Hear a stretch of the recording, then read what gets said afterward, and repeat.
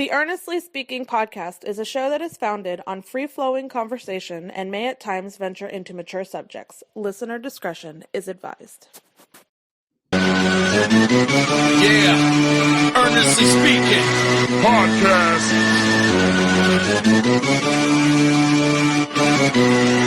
Let's get it. I'm a giant in New York, in Miami carry heat. So much more in store, my product can flood the street. Opinion Nation Godfather, CEO. Puff in the late 90s, gon' see me blow. Oh, got my hustle on, no imitation of bad. Army of untouchables, Opinion Nation staff. Never an off season, homie, check the numbers. Heart throb in my own right, supplying southern comfort. Earnestly speaking, my ego is well fed. Earnestly speaking, you're too feeble and no threat. See, I'm like a hurricane, you're a mild breeze. Earnestly speaking, leaving Eli a dynasty. Shake!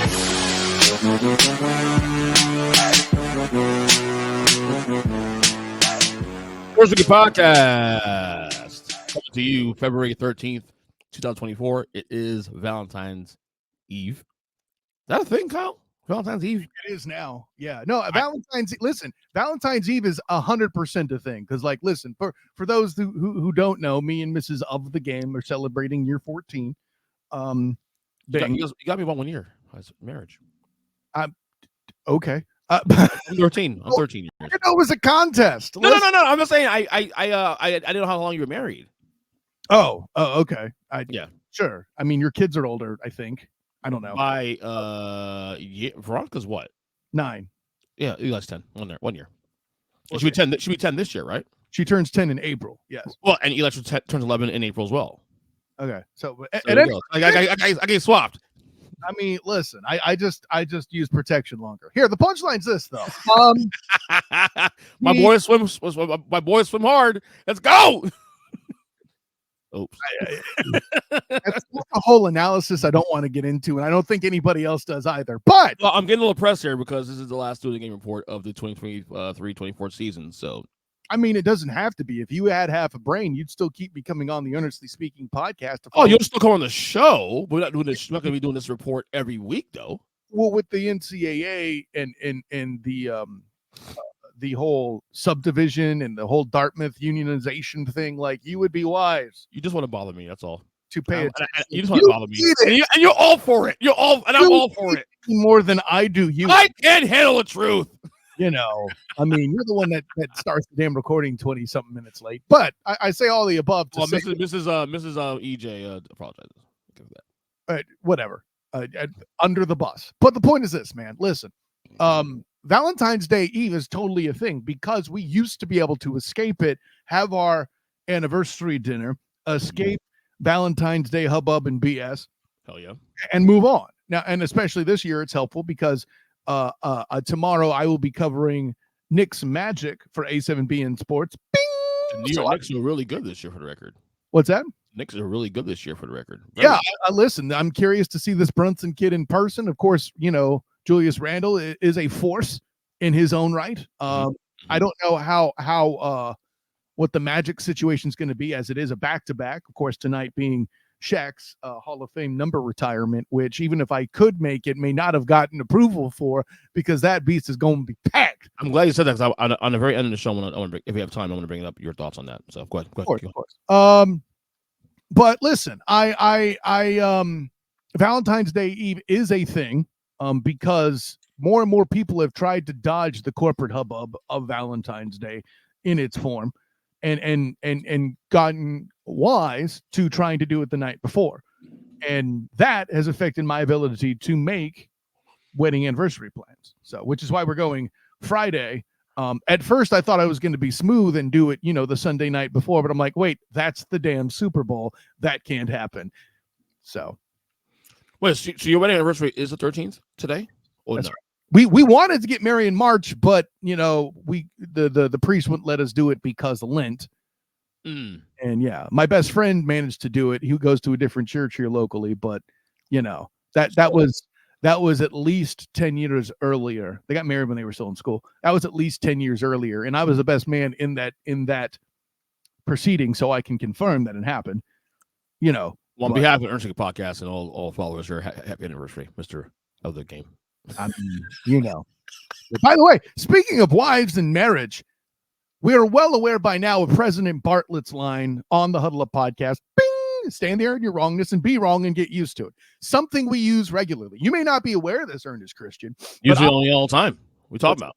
It's used on me all the time on that show. So I'm very well aware of that line. Not that I use it on you, is you deserve it all the time on the Huddle Up podcast. Bing!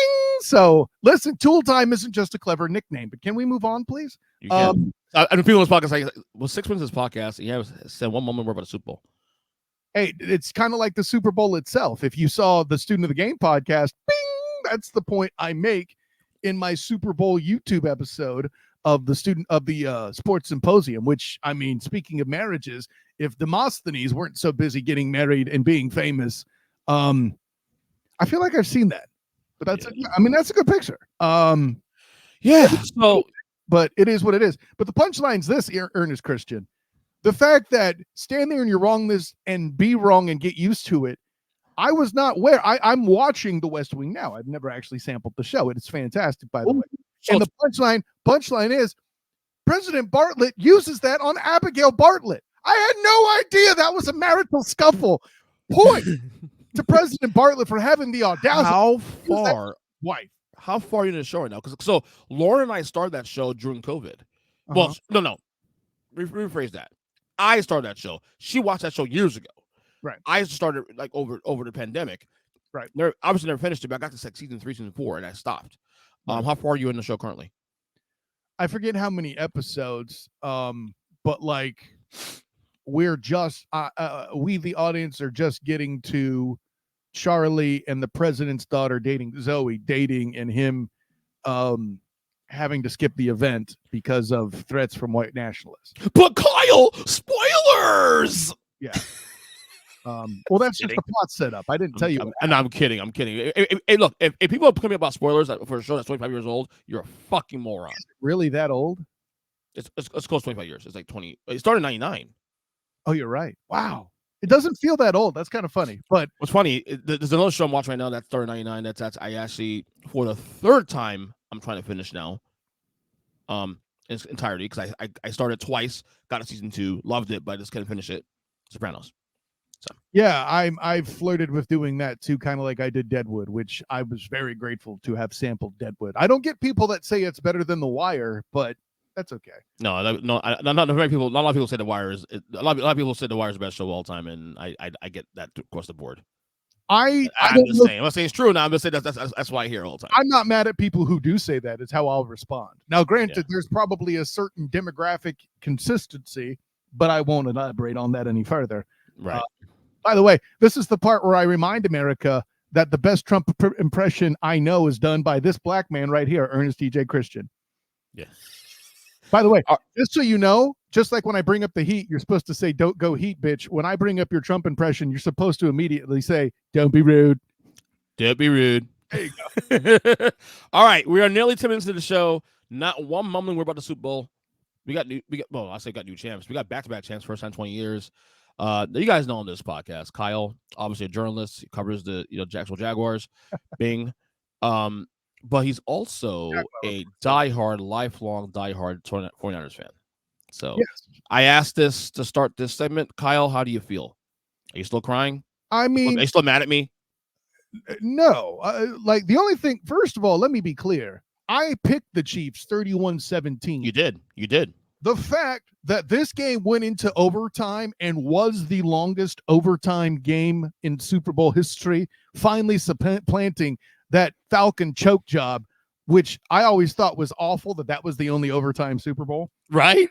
And so should the football public, let me be clear. But this game, when you think all-time Super Bowls, all-time epic matchups, this should be on your list. Like the other one for me that was the closest was Cardinals Steelers, the Santonio Holmes catch that canceled out the Larry Fitzgerald touchdown, right? That to me was my favorite Super Bowl up to that point. This one is going to make a case. And you can call me a homer if you like, but let me be clear. To see a great roster do battle with some all-time greats at their position, there's a reason why Patrick LaVon Mahomes II gets the treatment he does. This is one of those games where overtime was necessary because, in my opinion, neither team really deserved to lose this football game. But you have one. There could what is it? Highlander rules apply. There can only be one. Right. There's so many narratives in this game on both sides here. Obviously, the obvious one is the first is Mahomes, Patrick Mahomes, Super Bowl MVP for the third time, 3 Super Bowls. I mean, again, this is year 6. I mean, year 7, but year 6 of a starting quarterback, and we've seen 3 Super Bowls already, and the guy's the best player on the team every time. He wasn't the best player on his team last night, in my opinion. He got no. I would argue that what won that game for the Chiefs really in the second half, and especially in overtime, was coaching. Andy Reid and Steve Spagnuolo coached a gem and called the right plays at the right time in the most moments. Because the Niners had every chance to win this game, and every time they had a chance to put this game away, a play here, a blitz here. I mean, the coaching was the adjustments they made after the first half was pretty extraordinary. Yeah, listen, and people are criticizing Shanahan's play calling. I can't get aboard on that, frankly. What was that? Okay. This is. I'm trying to get some stats here. Sure. For what I'm saying, but people complain that maybe in the third quarter, possibly he threw too many passes. Stop it. The play distribution was 39-31 in an overtime football game. Right. I don't see the problem there. I don't either.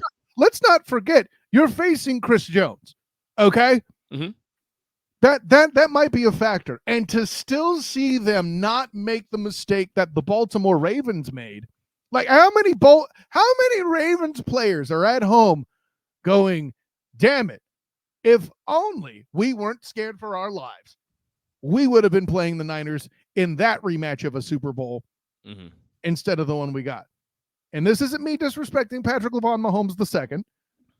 But by the way, let me be clear.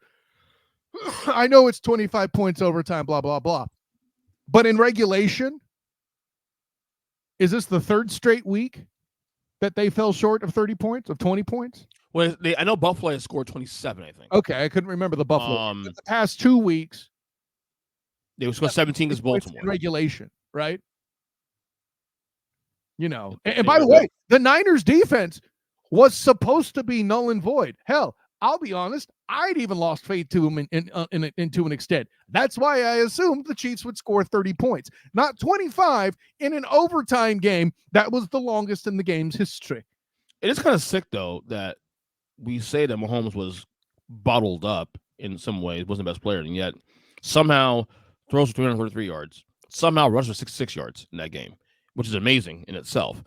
It was also he also had 46 attempts throwing the football. Yeah, no, correct, right. No, you're right. To your point, yeah, it was definitely a high volume throwing game, almost like a old school Chiefs game from like 2019. Actually, the amount of rushing yards that Patrick Mahomes II had is apropos for how well the Niners did on defense in the secondary. Yeah, right.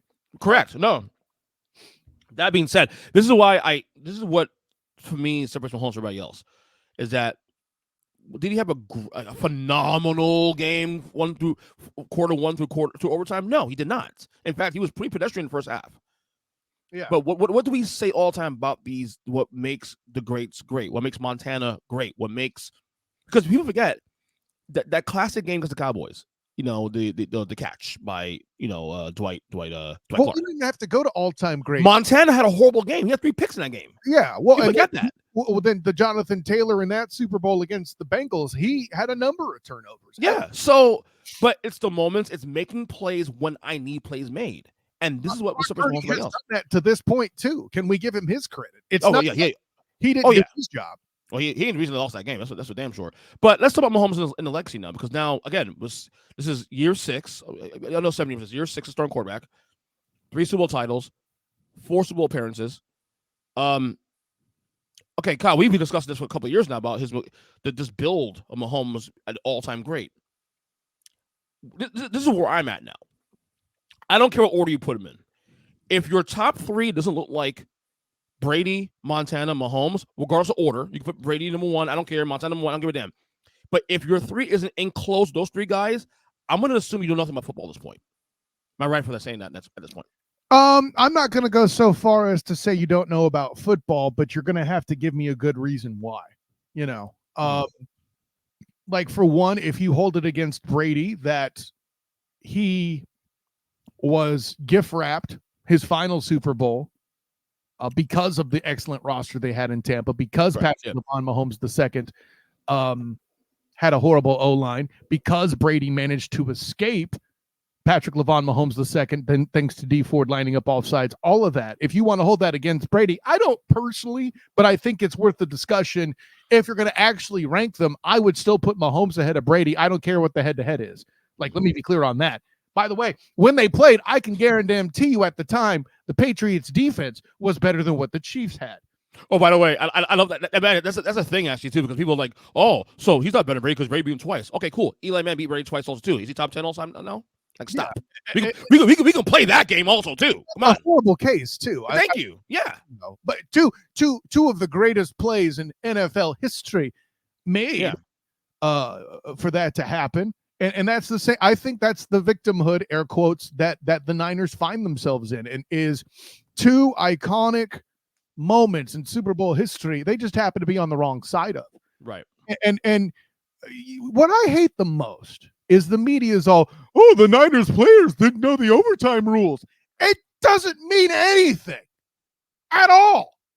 Nothing. Matter of fact, the only reason why that's not going to open my show as my little opening monologue, if you will, is something dumber happened during the week leading to the Super Bowl. Which was what? Wait. More on that later. Literally. Later, yeah. But there were Chiefs players that didn't know the overtime rules either. Does that mean they got lucky? No, the bleeping hell it doesn't. The unfortunate thing in this football game, because the football gods are cruel, excuse me, is that punt that just happened to hit the 49ers' foot, and Ray McCloud, like, you could criticize Ray McCloud not falling on the ball.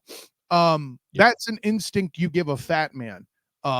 In today's NFL, in the olden days, even guys like that would be advised to fall on it. Ray McCloud and punt returners in general in the NFL are incentivized to make dynamic plays, which means picking up the ball and going. Which, like, this is the moment. That's the moment, in my opinion. I don't want to say kept the Chiefs in the game, but certainly swung momentum. Yes, right. A punt gone wrong is the most devastating thing for any defense, because the defense, in their mind, they've already won. They've gotten the offense off the field. And it's no one's fault either. It just kind of just happened. Well, that particular one isn't. It's not like a muffed punt, you know. Right. But then to have your victory as a defense stolen from you, and then you got to try to come back out and stop. It's very easy to not be even like to be mentally devastated over and above the fact. Let's say the Niners came out hyped and made it difficult. It's still Patrick Mahomes II and company. Like, yeah. So Mahomes top 3 all time, snug. No, there's not any conversation anymore, right? I mean, listen, I if people have him as the GOAT, I'm not even mad at this point. Right. Like I say, if you could have questioned it last year. Okay, yeah, maybe, but I don't know. We got to see more along. No, at this point, 3 rings in. And here's what I find the most impressive about Mahomes going, right now. It isn't even the 3 Super Bowls that I find most impressive.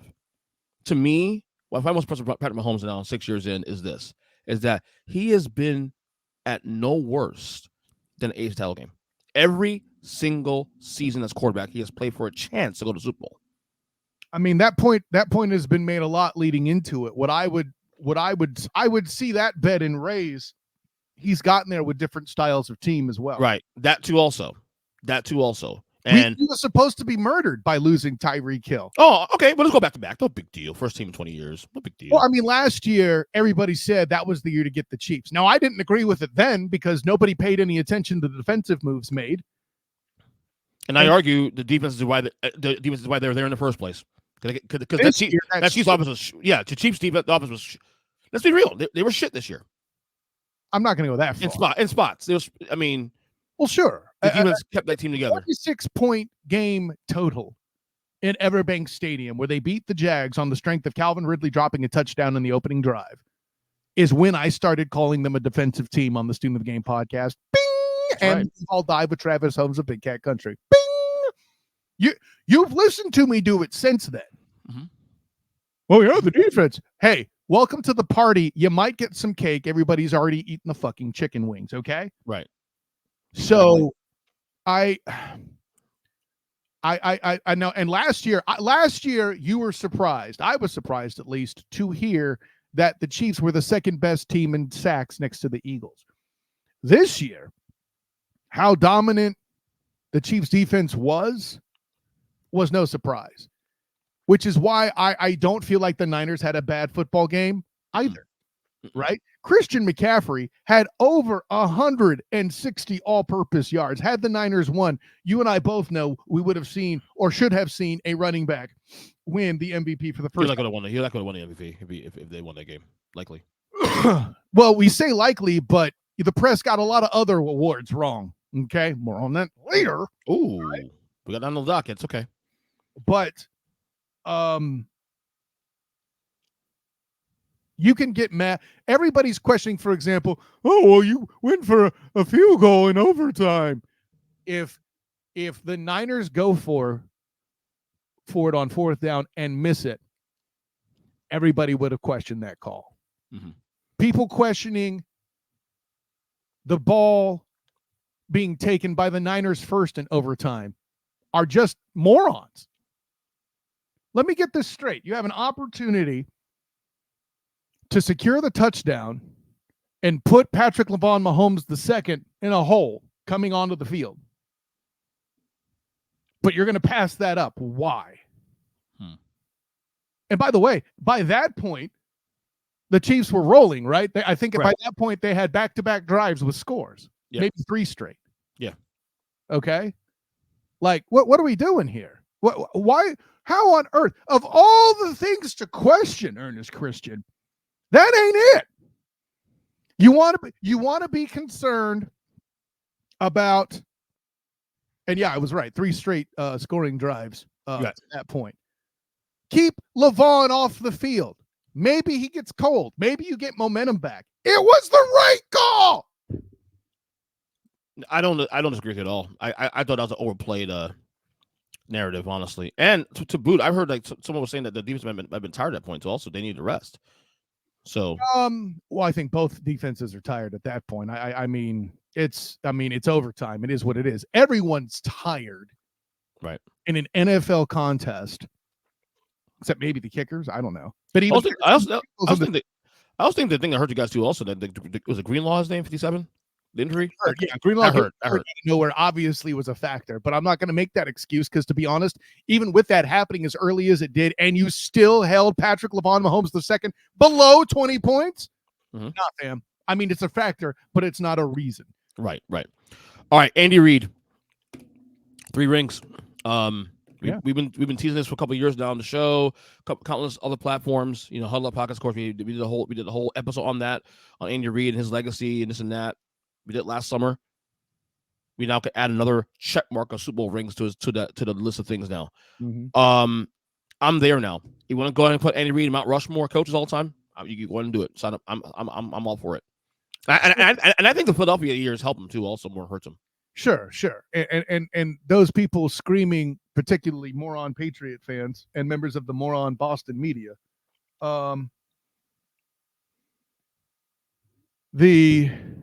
You mean the Belichick comparison? Yeah, the way you get past that is how many people in the NBA, Ernest Christian, call Red Auerbach or Bill Russell GOATs? Very few, if not any. Okay, but they have 11 rings. Correct. What are we talking about? Exactly. And by the way, in basketball, there's 5 dudes. 5 dudes. Not 22. So we're going to make rings the central thing? That's adorable. Listen, I'm in the same place with Brady I've always been. I have trouble calling a quarterback the GOAT who can't run the goddamn football.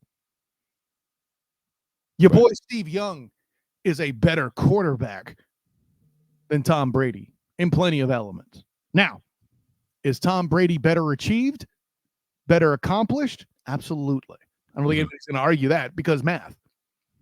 But Patrick Lavon Mahomes II wins over Brady so far in their careers in the quantity in the postseason defense that everybody worth their salt uses in the Jordan Braun debate, right? Mm-hmm.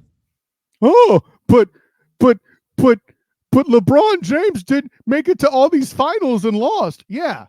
And Michael Jordan early in his career was getting eliminated round 1 and even swept. Yep. No one talks about that. And people use context. Use context according to the argument they want to make and according to the narrative they want to push. We know that already. That's social media 101 now. It's the moving goalpost, bringing it back to football. But you made the point already that Patrick Lavon Mahomes II has made it to the semifinals at worst in his entire career. Right. I mean, damn it.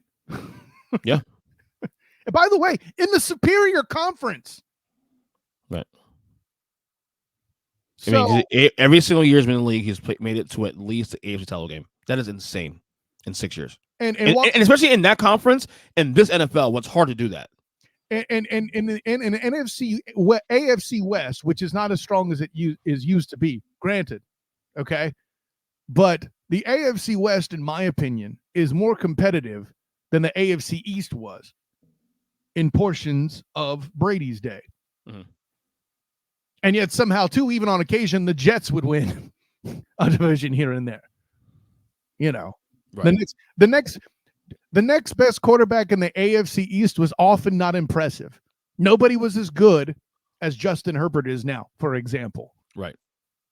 And again, there are exceptions. I'm not Justin Herbert's better than Chad Bennington, for example. I will argue the AFC is well more well-rounded in the last 5 or 6 years than it was under Brady's watch. Like, you had Steelers and the Colts, but in terms of well-rounded across the board, the AFC is tougher now, especially the last couple of years. Now, whereas they ascended during Brady's time. Right. The way that the Pats got good was taking the fire sale that the Bengals used to get better and getting guys like Corey Dillon on the staff. So you agree Andy Reid Mount Rushmore at this point? I don't say. How can you say no? He has 3 rings. I mean, how many guys have more than 2, 3? That's the 3 wings, though. EJ, you can't do that. This is also the same guy that got to the Super Bowl and was beat by an alleged GOAT, with Donovan McNabb puking, with T.O. playing with a tibia issue that was mostly healed. We don't know how healed he really is. Right. And a receiver core that included Freddie Mitchell, Fred X. I've made this point plenty of times about Todd Pinkston, who Irvin would call Todd Stinkston. And by the way, completely incapable of moving the football on the ground with Brian Westbrook. Now, with a guy named Isaiah Pacheco, they got over 140 yards against the Bills. Yeah, no, I'm with you. And by the way, other side real quick. I said on the show on Huddle Up that the Niners will lose this game if Brock Purdy does not play a clean game. Brock Purdy, I thought, played a really good game. I thought Brock Purdy was look, he wasn't phenomenal, but he did his job. He did everything he needed to win that game. I think that's underselling the Chiefs' defense, to put it. But to your point, not a credit to the Chiefs' defense either. See, people say, well, Mahomes was pedestrian first half. That's because San Francisco's defense is pretty fucking good. They played the best they had since the Ravens lost, that you keep citing was a low point. And a low point, by the way, that reverberated throughout the end of that season and into the playoffs. In your opinion, that's how you put it, right? Right. No, to your point, yeah. Mm-hmm. No, I thought Brock Purdy played fine. I thought he did a bunch of this. I thought Brock Purdy earned his flowers. I think now you can comfortably say he is the future of that team, for at least the next couple of years. We'll see how things go. He is the starting quarterback for the future. There's no, because there's those people talking about oh, well, maybe they should go out the quarterback. No, he ain't the problem, And we'll get Super Bowl. You know what? let's go there now.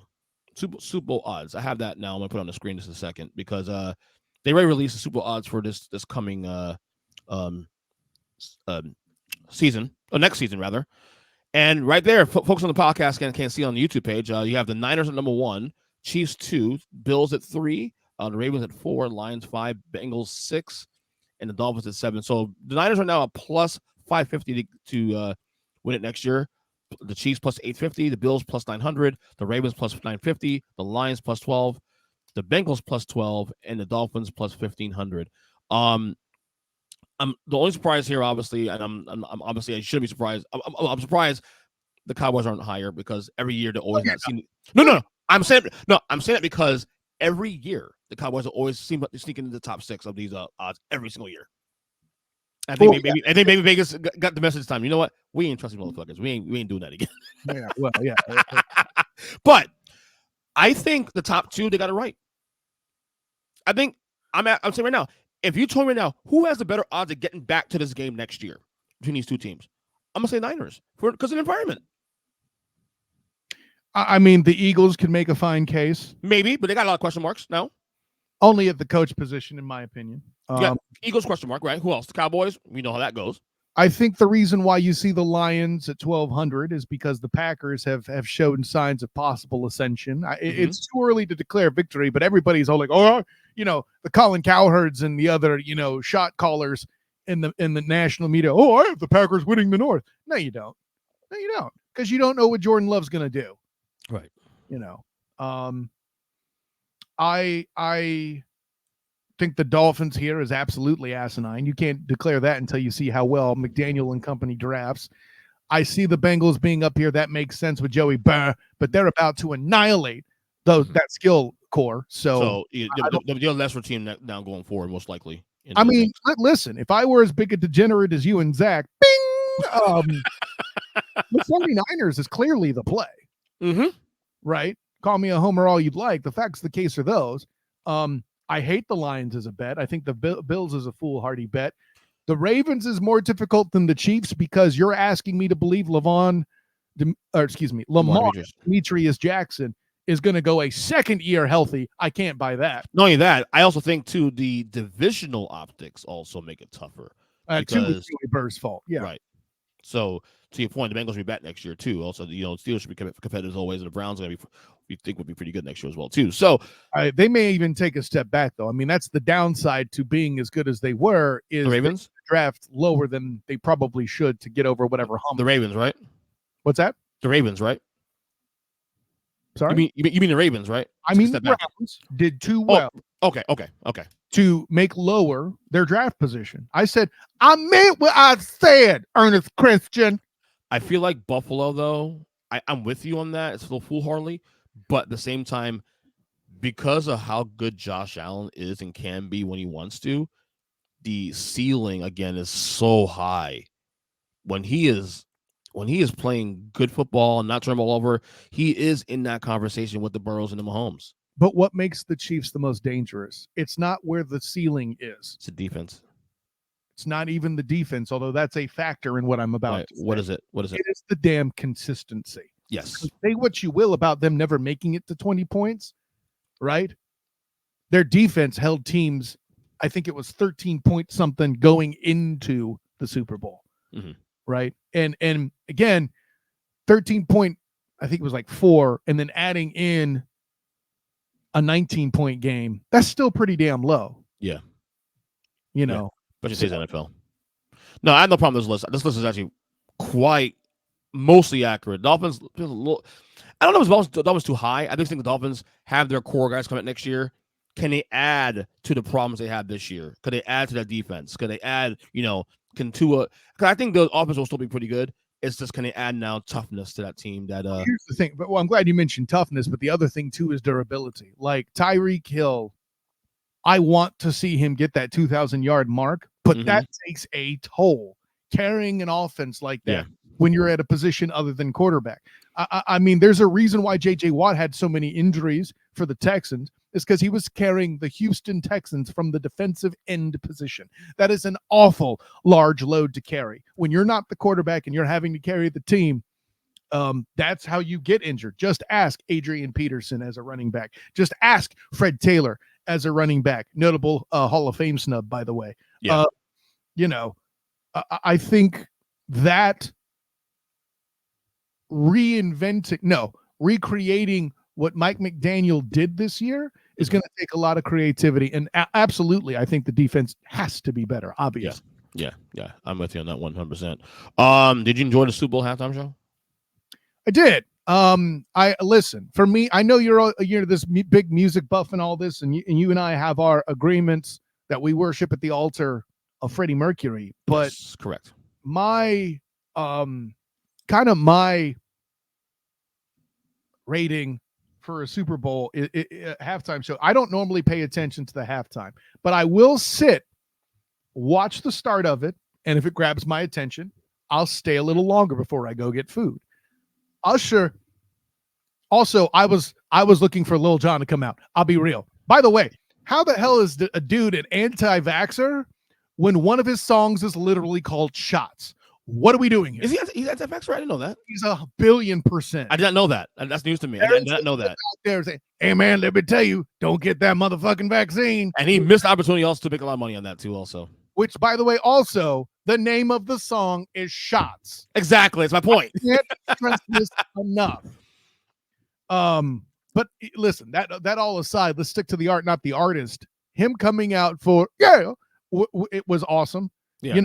Ludacris coming out looking like he was the member of the Globo Gym Cobras there from Dodgeball was awesome. Yeah. Listen, I if your show keeps my attention before I go get food, you've cleared the bar. Did it happen this Sunday? What's that? Did that happen this Sunday? That did happen. That's why. Very good. I made it to Globo Gym. That should tell you everything. I don't know that I'm prepared to put Usher top 5 because you would have to supplant the following: Beyonce, Bruno Mars, Prince. I think that's when you reminded me of. Then that was a very underrated show. And this is my problem. I'm incredibly fond of Shakira and Pink. I mean, seriously, like it's Shakira. Let's go. I mean, although to be honest, that was not a great show though. You shut your goddamn mouth. She was a great show. My only complaint about Shakira is she says the hips don't lie, and then she lost a bunch of weight. If that isn't an example of lying hips, I don't know. I'm not trying to body shame her. I'm just saying that's false advertising. Right. So that's your 5 right there, right? I could probably be convinced to switch somebody out if you give me a good example. So I would even, you know what? I'll switch out Shakira and put in Michael Jackson. Okay, so my 1 through 5, in order 1 through 5 is Prince, Michael, U2, Prince Bruno Mars. Number 1. Hold on. Yes, and I swapped him Michael like a couple years ago. Prince, Michael, U2, which is Bruno Mars. You having U2 in here? I'm sorry. I to me, I went for the mood of the show. It captured the mood of what the country was at the time, also too. And Bono did that. More like Bono. You're not a big U2 guy. Not a big U2 guy. I am not. But U2, Bruno Mars, and then Pink. Yeah, I think Pink's so underrated. Actually, to be honest with you, very underrated. 1,000,000,000%. Yeah. Listen, I had 2 of her albums. What are we talking about? She's incredible. One of my buddies saw her live a couple months ago. She has one of the best shows I've ever been to. I mean, he and Gwen Stefani got in a cage fight. I'm pretty sure Pink would win, but that would be, listen. Pink is one of those girls that like she's one of the most authentic pop stars I've ever seen. Oh, she is a boss. Like she's a boss. She's definitely a boss. Yeah. So yeah, that's my 5 right there. What else we got here? Did you see the NFL awards? Normally I'm there in person, but I wasn't this year. And they got an awful lot wrong, Ernest Christian. So I'm gonna go to a couple of items here. 1, 2, 3, 4, 5, 6, 7 items that normal items here that were listed here. I got here. I'm gonna get your reaction to each one. All right, MVP, of course, Lamar Jackson. Should have been Christian McCaffrey, but I'm not mad at them giving Lamar Demetrius Jackson his due because the press is incapable of voting for anything that's not a quarterback. Right, McCaffrey's the only person I'll even consider. That's it. At that point. Speaking of McCaffrey, he did win Offensive Player of the Year. Yeah, that was a good cop-out award. That probably should have been Tyreek Hill. Yep. Considering they already robbed McCaffrey of an MVP, sure. Right. I went Tyreek Hill for the record on that one. Defensive player of the year. I thought they got this one right. Myles Garrett. No, they didn't. This is TJ Watt fatigue. But if you're going to blow it, the next best option, Myles Garrett, makes sense to me. Yeah. Offensive rookie. I talk about the Browns as the most underrated defense. It's good to see them get shine. That's why I'm. Absolutely. Yeah. What question? By the way, TJ Watt definitely was right there. To me, it was neck and neck with those two guys. Offensive rookie of the year, CJ Stroud. What are we talking about? Some idiots out there. Who should have been Puka Nacua? Shut up. He was number 2, but he should have been number 2. But again, years he wins it. Yeah, but again, you're playing next to the Cooper Kupp guy, so it kind of helps. Cooper Kupp, McVay as a coach, there you go. Great quarterback, and John Matthew Stafford. Defense rookie of the year went to Will Anderson Jr. in Houston. I had that vote, so how am I going to say no? Mm-hmm. This is the one I mean, I'm not mad at it. You can't handle the truth. Comeback player of the year, Joe Flacco. What a failure. What a colossal failure by the media. What a telling showing of what's important to this national media. Who would you have put there instead? I'm assuming the Game podcast, but let's just put it this way.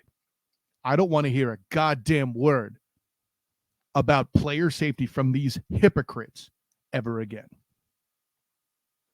You say Hamlin won it? He came back from the fucking dead. Yes, I'm saying Hamlin should have won it. Fair enough. Fair enough. And finally, coach of the year. This one's neck and neck. Literally, these guys are tied. Yep. But Kevin Stefanski and Cleveland won this by virtue of one more first place vote. Buddy. Oh, to be correct. That's how that race should have gone right down to the T, in my opinion. I picked Stefanski, and it should be that close. If it went the other way and D'Amico Ryans won it, it being that close would have been enough for me. Yeah, D'Amico Ryan also. I had him D'Amico Ryan, but by the same, tooth and nail kind of situation there. If Stefanski didn't beat both number 1 seeds, I would have picked D'Amico Ryan. Right. All right. One last thing. Well, actually, 2 last things we get out of here. We have the official list for guys, notable names that are going to be up for don't mind this guy's face right away. I stole some TikTok. For Hall of Fame class 2025. First timers on the eligible right now. You have Eli Manning, Luke Kuechly, Anna Vinatieri, Terrell Suggs, Marshall Yonda, Marshawn Lynch, Earl Thomas, Joe Staley, Demarius Thomas, Aqib Talib, Vernon Davis, Darren Sproles, and Cameron Wake. My question to you is this. Of this list here, who in your eyes screams first ballot, boom, let's go? I see maybe 1 or 2 guys. Earl Thomas. Okay. If T Sizzle gets first ballot, I'm not mad at it. I wouldn't do it. But that's mostly Ray Lewis's fault. Yeah, right. Yeah, to your point. I can hear an argument for Marshawn first ballot, but I think that would be more an apology from the league that your coach sucked so much ass in that particular Super Bowl call. You ain't lying though. You ain't lying. It'll never happen, but Marshall Yonda being on this list for eligibility, I'm glad that he's being taken serious as a candidate, because he and Jonathan Ogden both were huge for Ravens' success, and to see Yonda, he was a big part of why Lamar Demetrius Jackson had the success that he did early. And such a humble guy. Like, I even joked about him being, I even said something about him being a Hall of Fame candidate, and Yonda himself was like, nah, man, come on. I'm like, you say so, bro. I got video evidence. As Chris Carter said to Larry Allen when he intimated that he didn't belong. To me, the easiest name here is Joe Staley. To me, that's the easiest name here for me that stands out. That's not a poor pick, obviously. The homer in me who says, like, yes. I don't, because that team was as stacked as it was, and that O-line was not particularly bad, and having Frank the Tank back there, doesn't hurt matters either, Right. I think that takes away from it. But again, he falls into the I ain't mad if conversation. That all being said, I am angry at anybody on this list who gets in if it's at the expense of either Antonio Gates or Fred Taylor. Correct. There's some dudes that are getting inducted this year that should wait one more year behind Antonio Gates and Fred Taylor. I agree with you. 100%. I agree with you. Definitely, especially Antonio Gates case there. Vinatieri is another one that he has the moments. I mean, it's what you want. He has the moments, so he's going to get it by virtue. Only the moments. He's a particularly mediocre kicker. Otherwise, he's going to get in. He's going to get in because of the moments, though. So that's it. It is what it is. I'm going to say something here. Giant fan here. I've said that Eli Manning is going to get in because of name value and 2 rings. He should not be a first ballot Hall of Famer. Oh, yeah. However, right. I look at this list here, and I look, he still shouldn't get a first ballot Hall of Fame. But considering this list here, I think his odds of getting in as a first ballot now is a lot higher than I thought because of this list. No, I agree with you 100%. In fact, I could argue Eli Manning probably should not be Hall of Famer, period. But he will get in because of the name value, the 2 rings, and that, and the numbers, and some numbers. Position. If he were Eli, the inside linebacker, no, we're not having a conversation. Right. So that's what I'll say to that. Luke Kuechly was really good for a couple of years. I mean, he only played a couple of years because he retired pretty early.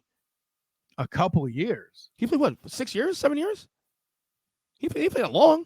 I don't think it's that short. Let me check it out quick. No, don't check it out because that was an argument we had with a couple of friends of mine. I mean, longevity is a factor. The only real success exception in history is Gale Sayers, right? Yeah, correct. Yeah. But listen, here's the thing. I mean, 5 times All-Pro says a lot for a dude. Well, that's the thing. He played only 7 years. I was right. He played only 7 years. But he's a very decorated 7 years, I will say. I mean, this is my thing, though. To me, the demarcation for years is like 7 years for me. 7 years. Okay. If you're a top guy in at least 5 or 6 of those years, you should get in. Which Kuechly clearly was. Right. Then the argument comes now, are you a first ballot guy? That's the argument here we're having here. If you don't want to put him on the first ballot, I'm not mad about that. He, air quotes, only played for 7 years. Actually, 2012 to 2019, 12, 13, 14, 15, 16, 17, 18, 19. That's 8. He was, okay, 8 years. Okay, 8 years. Right. I wouldn't sacrifice an Antonio Gates for him, in other words. Just put it that way. You know what I'm saying? Yeah. I think you picked the wrong. I think you picked the wrong guy to have that conversation with, but yes. By the way, 2019 entered into his 7th consecutive Pro Bowl. I know that's a popularity contest and everything, but if the rails are clear where he can get in first ballot, go right ahead. If there's like no other guys hanging on by a thread that's been waiting for a couple of years that deserve these again, like a Fred Taylor, you said, or like a Antonio Gates, and it came on one spot. You know what I'm saying? Yeah. That's what my argument is more than anything else. Terrell Suggs should get in also too. Maybe not first ballot, but he should get in at some point. Oh, Sizzles, he's going to make it. It's a matter of first ballot. You know. Everybody else here, I don't know. I mean, it's hit or miss for me personally. Like Aqib Talib and Marius Thomas, great players, but DBs have a tough time. Thomas, there's other guys that should go in ahead of him. If Torrey Holt's not in, for example, he needs to be. Exactly. So there's a couple of guys here. Davis should not be on this list. I don't think. Who's that?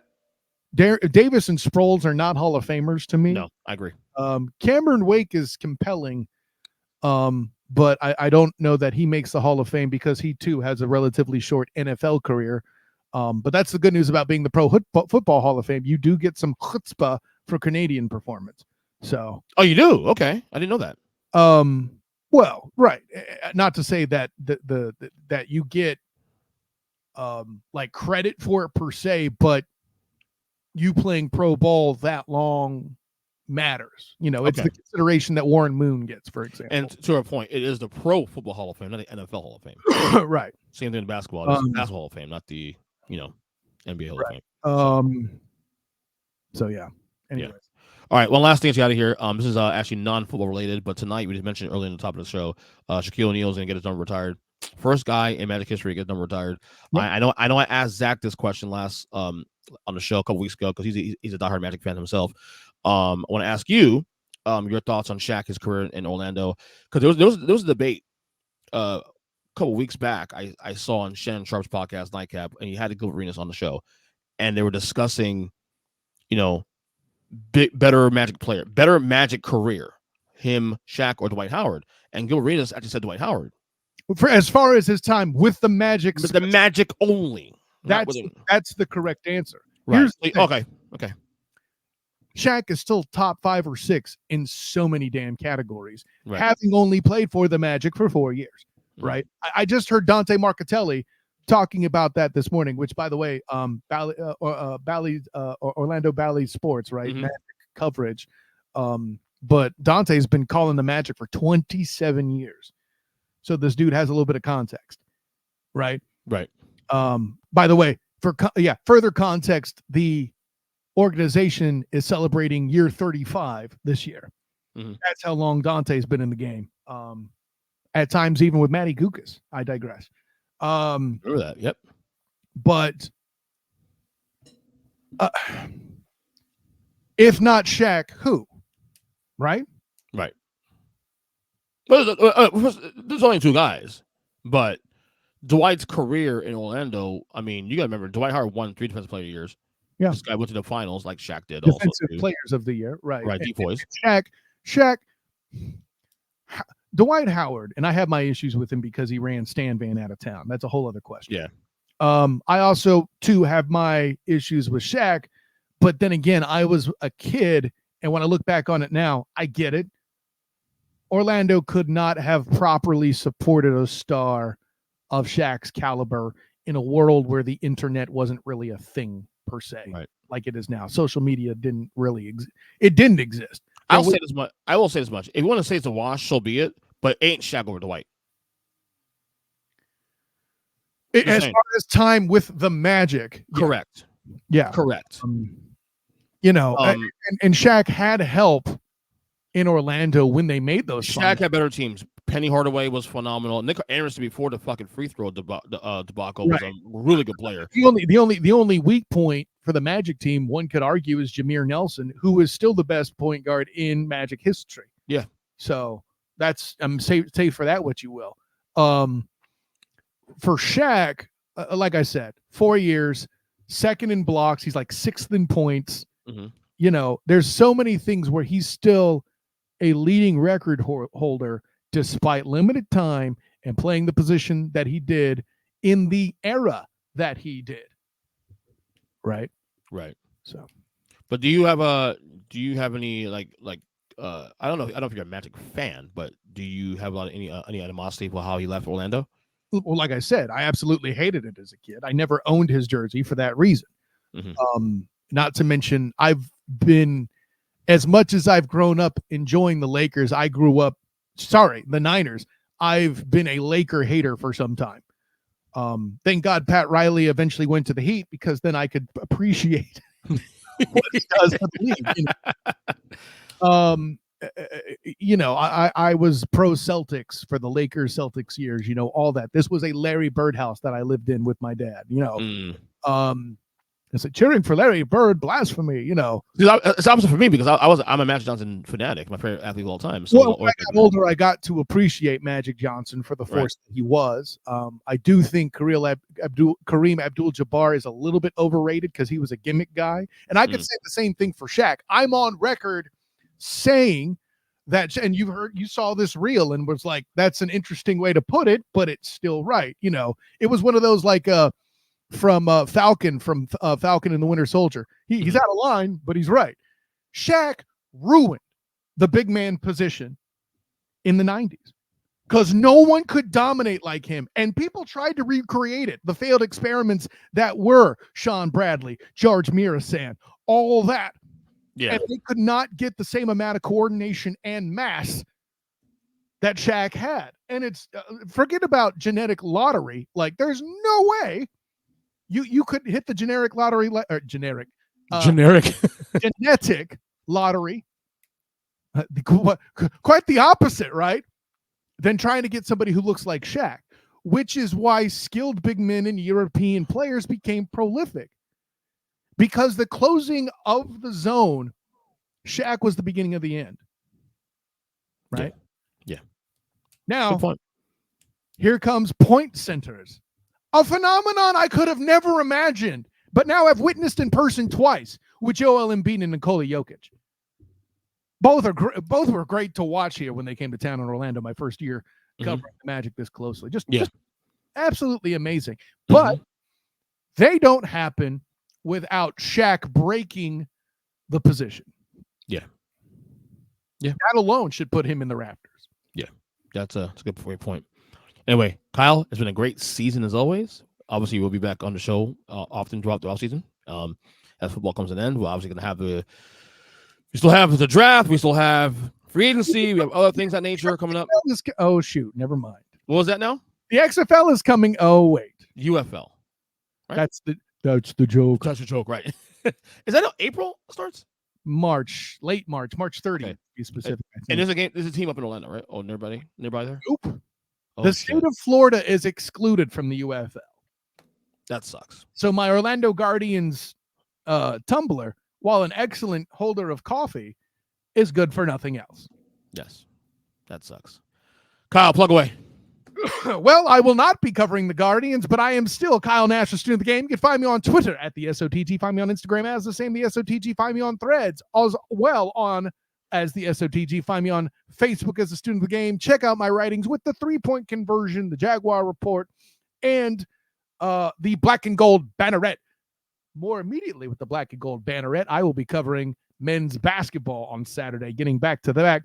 I would have covered the ladies tonight, but they decided to schedule a game on my 14th year wedding anniversary. Sorry, ladies. Can't do it. But get your main squeeze deal with her now.